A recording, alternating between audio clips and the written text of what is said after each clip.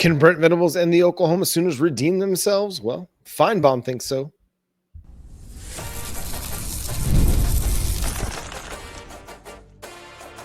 You are Locked On Sooners, your daily podcast on the Oklahoma Sooners. Part of the Locked On Podcast Network, your team every day.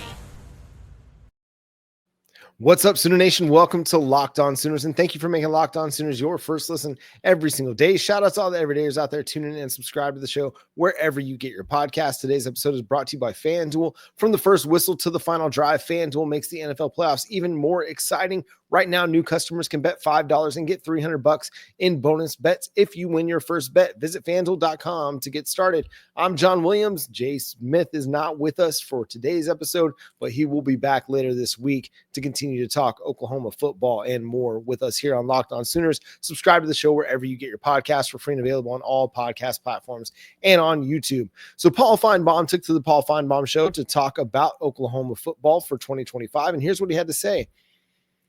They could be undefeated heading into Dallas. I think they are going to have a much better year. By the way, if they don't, Brent Venables will be gone because he can't survive another bad year. So listen, there's going to be a lot of optimistic takes out there about the Oklahoma Sooners. I'm really going to try to let the proof be in the pudding when it comes to this team going into 2025. Did they improve offensively? I think so. They've made some really good additions on the offensive side of the ball to be better. They brought in an offensive coordinator they believe is going to help them ascend and take a much better approach to the offensive structure and game plan and actually have a much more productive offense in 2025. But will that come to be? Will that transpire on the field? That's going to be the question that's on my mind and on many people's minds. And I don't typically like to take a cynical view about the teams that I follow, the teams that I root for. The Dallas Cowboys and the Oklahoma Sooners having the seasons that they had at the exact same time kind of broke me. So I'm taking a little bit more cynical and I don't want to say pessimistic, but a show me something approach. It's easy to sit here, in January of 2025 and say, no, they're going to be a better team. I think they're going to be a better team. At this point, though, I need to see them be a better team. Because we've got 2 out of 3 seasons with Brent Venables where they went 6-7. Now, I think in both of those 6 and 7 seasons, you have some pretty significant extenuating circumstances. Back in 2022, you had to remake your whole defense coming out of the Alex Grinch and Lincoln Riley era and lost 5 guys to the NFL draft. Nick Bonito, an all-pro. Perion Winfrey, who is now kind of really finding himself at the NFL level. You lost Brian Asamoah. You lost Isaiah Thomas. You lost big-time players off of that defense, Deller and Turner Yell, off of that defense that were very experienced and really, really good, that would have thrived in a Brent Venables system. You just didn't get the benefit of it. You go 10-3 in 2023. You go back to 6-7 in 2024. The SEC was a big issue. You weren't quite ready along the offensive line. Injuries were a bigger issue, in my opinion. If you'd have had your starting 5 along the offensive line for 10 of your 13 games, you're probably looking at another win or 2, I believe.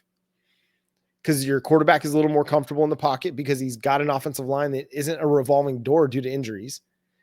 And then if you're just a little bit healthier at wide receiver, that makes a big difference too.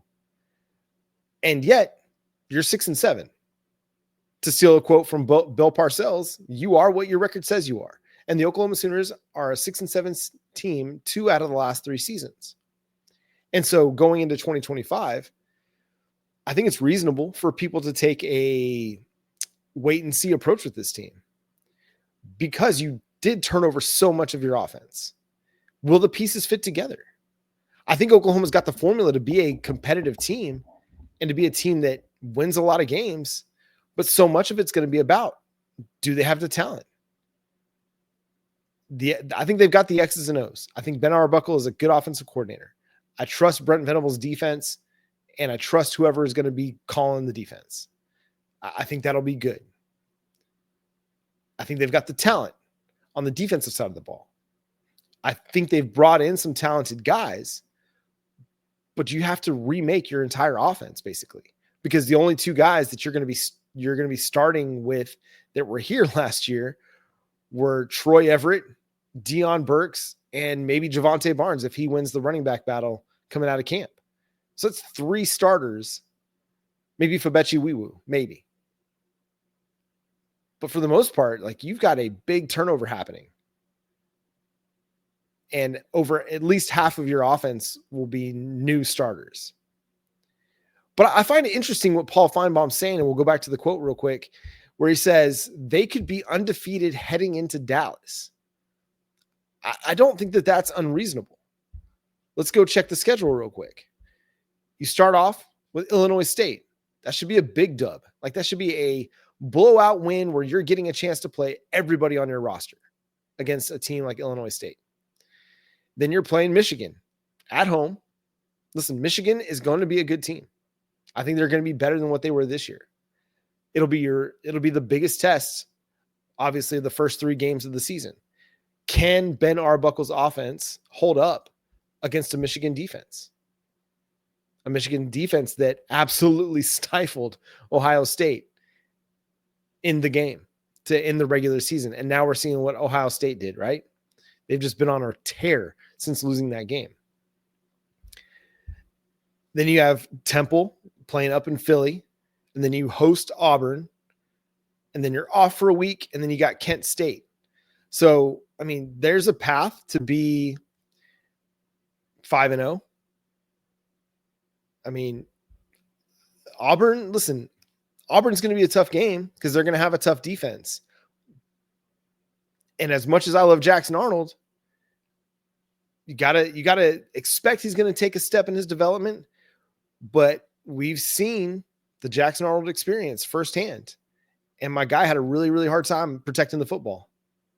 Whether it was, and really it was fumbles. Fumbles were the biggest issue. And beyond that, an unwillingness to throw the ball. So what's he going to do against an Oklahoma defense that, based on reports, I mean, gave him fits in fall camp and created quite a bit of havoc for our guy, now Auburn's guy. So, I mean, I look at the schedule, and I don't think Paul Finebaum's unreasonable here saying that Oklahoma could be 5-0 going into the Cotton Bowl. Obviously, your 2 big tests are Michigan and Auburn, but you should go 3-0 against Illinois State, Temple, and Kent State. I mean, you will go 3-0 in those games. I shouldn't say should. You're going to go 3-0 in those games. Can you beat Michigan and Auburn? Both those games are at home. Both of those games are going to be electric atmospheres. And, I mean, I think Oklahoma can. I think they've got the defense to keep it close. And if Ben Arbuckle's system gets up and running and John Mateer gets off to a hot start, then I see no reason why Oklahoma can't win either of those games. Coming out of the bye, you'll face Kent State. So, you'll have time to get ready for Texas as you prepare for Kent State. But 4-1, 5-0 is not unreasonable. I'm kind of with Paul Finebaum on that. The question for Brent Venables and this team are going to be how they finish the season. Because then you start 5-0, great. That's fantastic. But then you have a 4-game stretch or a 5-game stretch, 6-7 game stretch. But your next 4 before your next bye are Texas, South Carolina, Ole Miss, and Tennessee. And 2 of those 4 are on the road, and you have to go to the Cotton Bowl. I mean, you could go 5-0 to start the season and realistically go 0-4 in your next 4 games. And then you finish the season after the bye with Alabama in Bryant-Denny Stadium, hosting Missouri, and then hosting LSU to finish the season. So, I'm not sure exactly where I land right now on a projection for Oklahoma's 2025 schedule. But I feel like, and you can let me know what you feel like in the comment section on YouTube or on social media at Locked On Sooners, wherever you like to be on social media. What do you feel it's going to take from Brent Venables and the Oklahoma Sooners to retain his job beyond the 2025 season? I'm kind of sitting here thinking 8-4, 9-3 in a regular season. 7-5, I don't think that's going to move the needle enough. You've got to be flirting with playoff contention. You've got to enter that final 3-game stretch To me, you've got to enter that final 3-game set stretch, probably sitting somewhere in the 7-2, 8-1 range, because you've got to be in playoff contention. So let me know. What do you think? What does Brent Venables in Oklahoma have to do for Venables to be here beyond 2025? Let us know in the comment section. How many wins is it going to take? Is it going to take a playoff berth? Does Oklahoma actually have to be a national title contender? Let me know your thoughts over on YouTube. Again, so go subscribe over on YouTube or wherever you get your podcast to Locked On Sooners. We're here with you every single day, even throughout the offseason. So make sure you stick with us, because we'll be talking ball all offseason long. Are the Sooners a dark horse, though? CBS Sports seems to think so. We'll discuss that coming up next here on Locked On Sooners.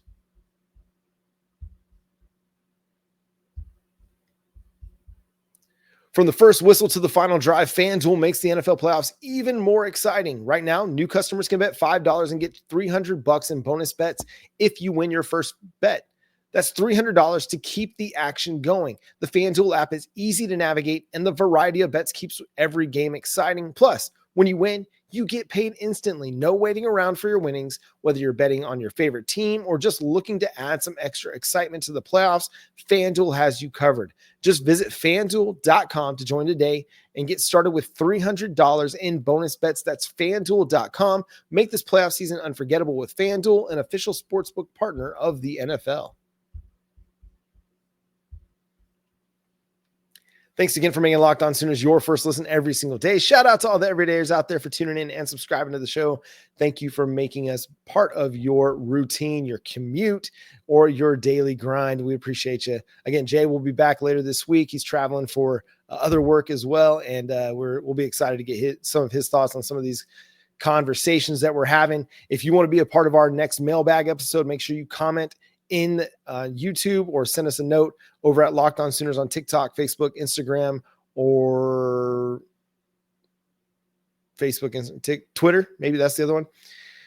Just let us know. You got a question, we would love to answer it for you over there. So are the Sooners a dark horse? I mean, they're going to be a team that, I mean, if you look at most SEC power rankings, way too early power rankings, they're not very highly thought of. I mean, this is a team that's coming in at 14, 15, 13. You're not going to see them as a top 10 SEC team. You're not going to see them as a top 25 team in any measure, whether it's the AP, the USA Today coaches poll, your grandma's top 25. Oklahoma will not be considered one of the top 25 teams in college football going into 2025. At the same time, listen, all that matters is where you finish at the end of the season. If you finish in the playoff hunt and you're at one of the top 12 or the teams that get selected for the 12-team playoff, that's all that matters. I don't care where you start. I don't care if you're, the number 134 team in the nation. You go win your football games, you're going to be a top 25 team. You win 10 games with Oklahoma's schedule, you're going to be a playoff team. But over at CBS Sports, they consider Oklahoma a dark horse for the season, which is kind of an odd place for Oklahoma to be because you're Oklahoma. You're a blue blood program. So being considered in this light is interesting, but I think there's several really good points made here. Cameron Salerno from CBS Sports said, "I hate to label a program that's reached the college football playoff multiple times in the previous format a dark horse, but after going 6-7 in 2024, Oklahoma's 3-year record coach Brent Venables is 22-17. The Sooners have mostly fallen out of the SEC spotlight, but with 2025 as a must-win season for Venables and company, they went out and landed one of the best transfer quarterbacks in the cycle, Washington State's John Mateer. The offense is going to be the key here. The defense is going to be good. You bring back R. Mason Thomas, Dominic Williams, Jaden Jackson, Grayson Halton. You added Marvin Jones Jr., you bring back Kobe McKenzie, Kip Lewis, Samuel Omasigo, Jaron Kanik. You added Kendall Daniels. You're going to get Kendall Dolby back. So your front seven is still stacked. Listen, Danny Stutzman's a loss. He's a leader for your program. He's a big-time voice in that locker room. He set the tone for much of the last 2 to 3 seasons for Oklahoma football. And you've got a guy like Kobe McKenzie and Kip Lewis who have been watching what he's been doing and are ready to take the reins. It's their time now. It's their time to lead the defense. And you've got leadership in Grayson Halton and Dominic Williams and R. Mason Thomas. You've got a bunch of guys that have been here. I mean, Dominic has only been here 1 year, but those other guys have been here for 3 years. Robert Spears-Jennings, he's been here 3 seasons, going into his 4th offseason with the Sooners. So you've got a lot of leadership. Very little concern about the defense. Got to find an answer at cornerback, improve your pass coverage, because that game against Garrett Nussmeier, I think it opened a lot of eyes as to what the potential weaknesses for this team can be, even moving forward. Front 7, you're good to go. Safety, you're good to go. Cornerback, got some questions, but I think they've got some talent to work with that they can continue to develop and get better. But it's on the offense, man. It's all on the offense. And that is a weird place to be, because actually it used to be all on the offense because the defense couldn't hold up their end of the bargain. During the Lincoln Riley era, you got great offensive play, and you're sitting there thinking it's all on the offense. The offense has got to come through. They've got to score every single drive because the defense isn't going to hold up. Well, now the defense is holding up. But how good this team is in 2025 is all on the offense. And not because the defense can't hold up their end of the bargain, but because this team needs a functional offense to play complementary football with. And I think they're going to have it. I think they're going to have a team that's really good, a team that's able to compete, a team and an offense that's able to go put points on the board and be productive, hold the ball, play good defense, and play complementary football. But you got to see it. Seeing is believing.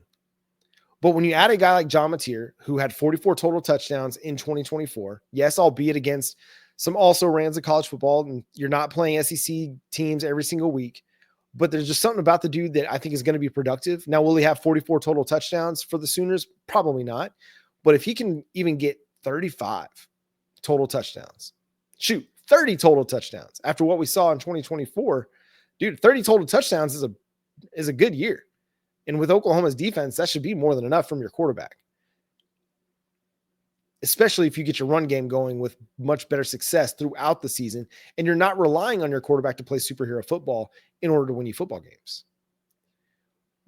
But it's the offense, the offensive line, the wide receiver core. So much of the question about this team and their ability to compete in the SEC is going to come down to really how well they play in the trenches. Oklahoma's defense played great in the trenches for a large stretch of the 2024 season.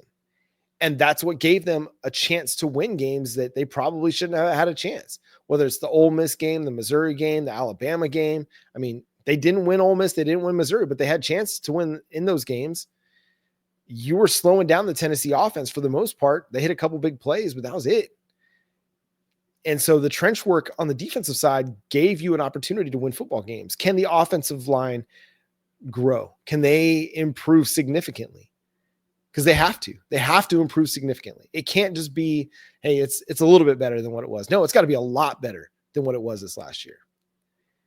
And I'm of the mind that they can, when you bring in a guy like Derek Simmons, who a lot of college football wanted to add to their roster. When you bring in a guy like Luke Baklenko, who, yes, okay, Stanford was not a great football team, has not been in the last few years. But what do they do well? They play pretty well up front. They run the ball pretty well.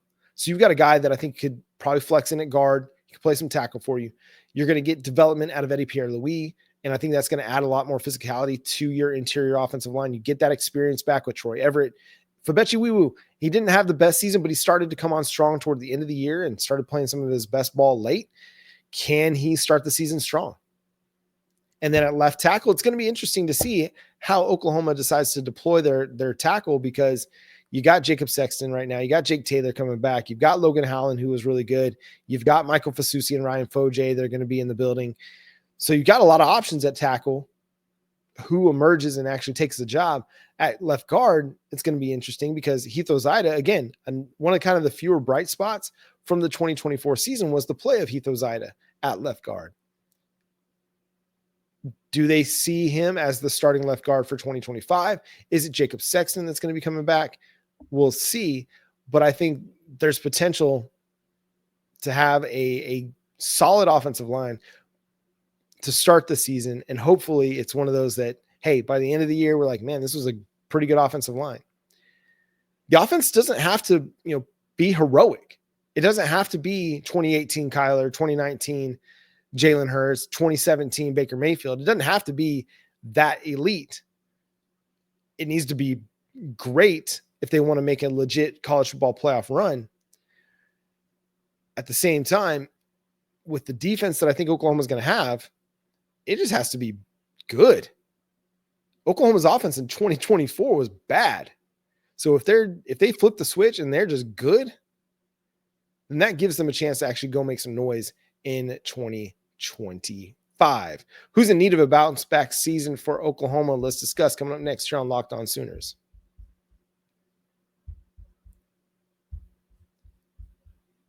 This message is brought to you by Prize Picks, the place to get real money sports action. With over 10 million members and billions in winnings, Prize Picks has changed the game in daily fantasy sports. Whether it's the playoffs or regular season, Prize Picks has made it easier than ever to win big while enjoying all the football action. Now it's playoff time, and there's no better way to get in on the action than with Prize Picks. Here's how it works. You simply pick more or less on at least 2 players, and if your pick hits, you could win up to 1,000 times your cash. That's right. 1,000 times your money just by making a few simple picks. For me, I'm all about the hot takes this season. This week on Prize Picks, I'm looking at Lamar Jackson for more than 250 passing yards and Travis Kelce for more than 70 receiving yards. It's fun to predict and easy to play. Plus, with Prize Picks Flex Play, you can still double your money even if one of your picks doesn't hit. And with the app, you can get your winnings fast, sometimes in as little as 15 minutes. Ready to run your game this football season? Download the app today and use code LOCKEDONCollege to get $50 instantly after you play your first $5 lineup. That's right, $50 just for playing. Don't wait. Take your game to the next level with Prize Picks. Prize Picks, run your game.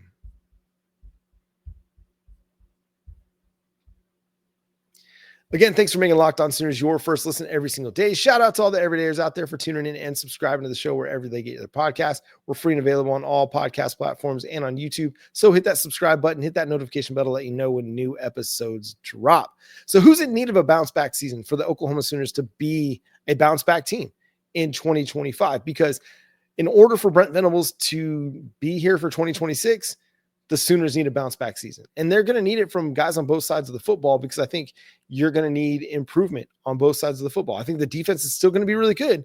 I just need them to take a step, right? All right, so let's look at the offensive side of the ball first. I think Deion Burks, that's a dude that is in need of a bounce back season. He came to Oklahoma with a ton of hype, and for good reason. The playmaking ability, the big time, scoring threat that he can be.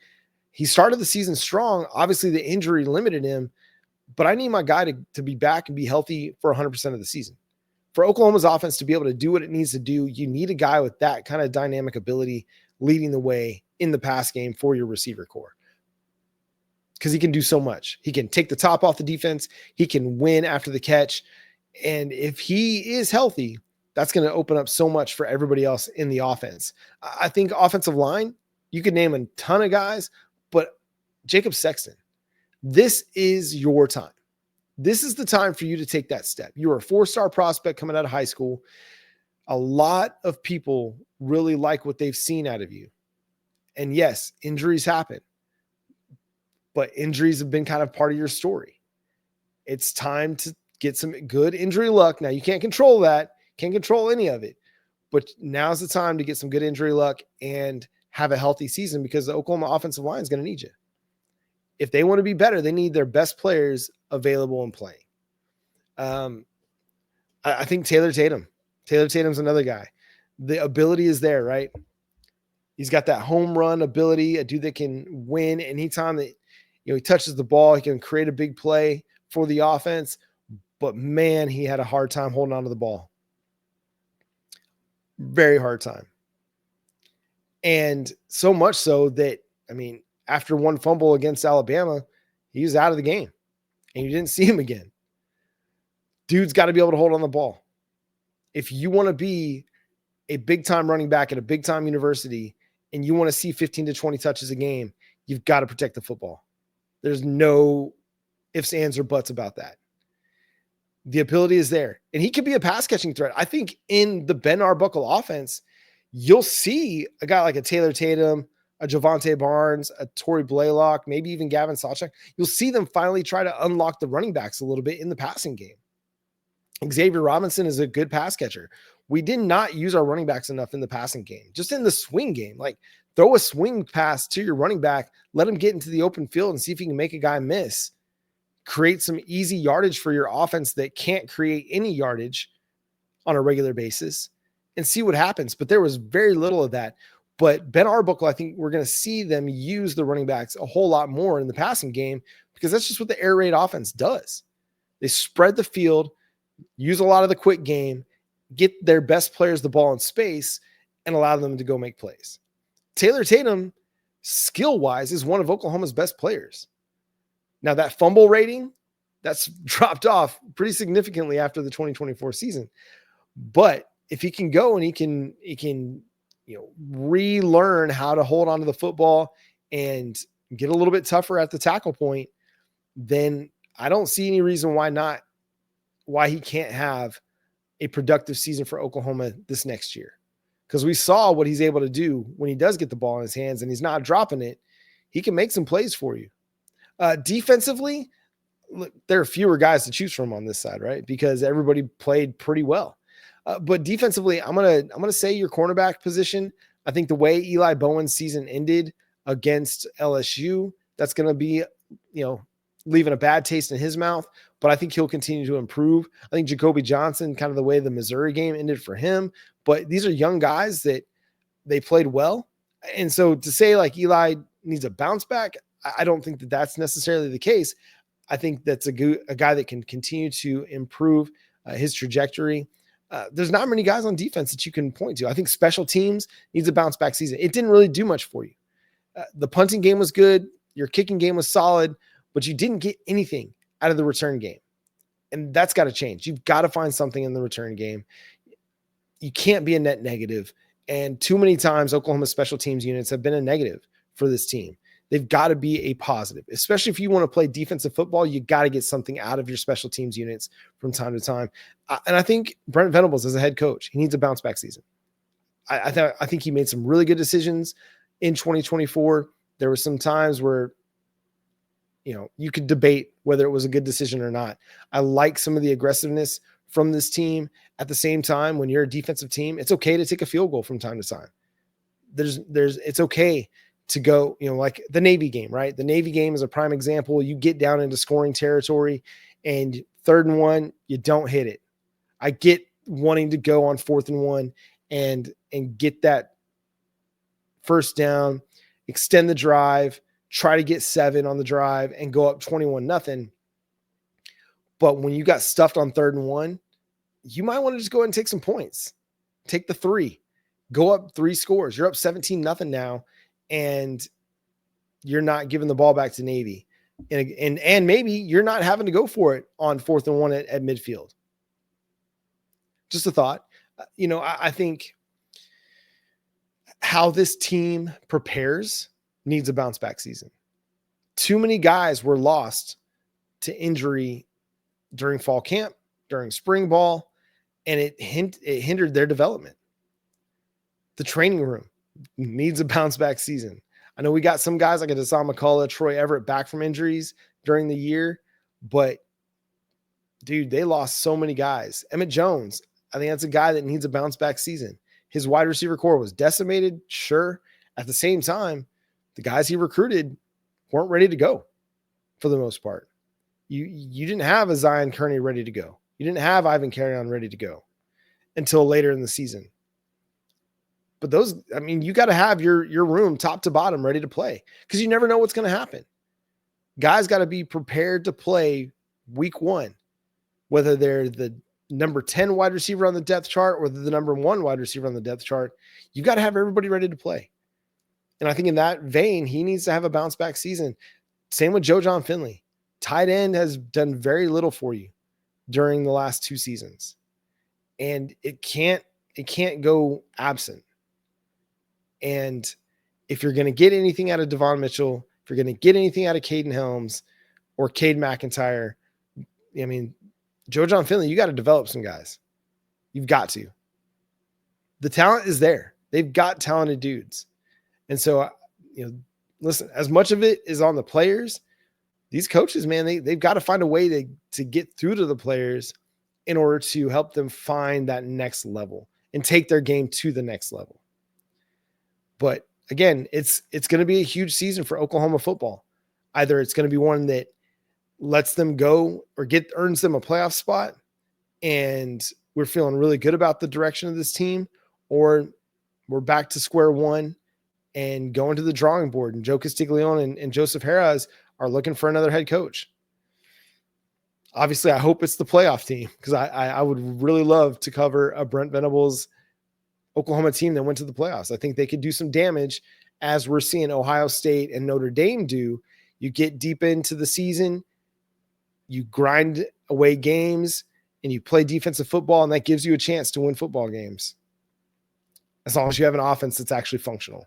And that's going to do it for today's episode of Locked On Sooners. Thanks so much for tuning in, being a part of the show. Subscribe to the show wherever you get your podcasts. We're free and available on all podcast platforms and on YouTube. So hit that subscribe button, hit that notification bell to let you know when new episodes drop. We're also all over social media, so follow us on TikTok, Instagram, Facebook, Twitter, at Locked On Sooners, also on Threads, and follow Jay at Unfair Sports. Go check out his channel, Unfair Sports, over on YouTube. You can follow me at Jon Williams. You can read my work covering the Sooners over at SoonersWire.com. But until next time, I'm Jon Williams. Boomer Sooner.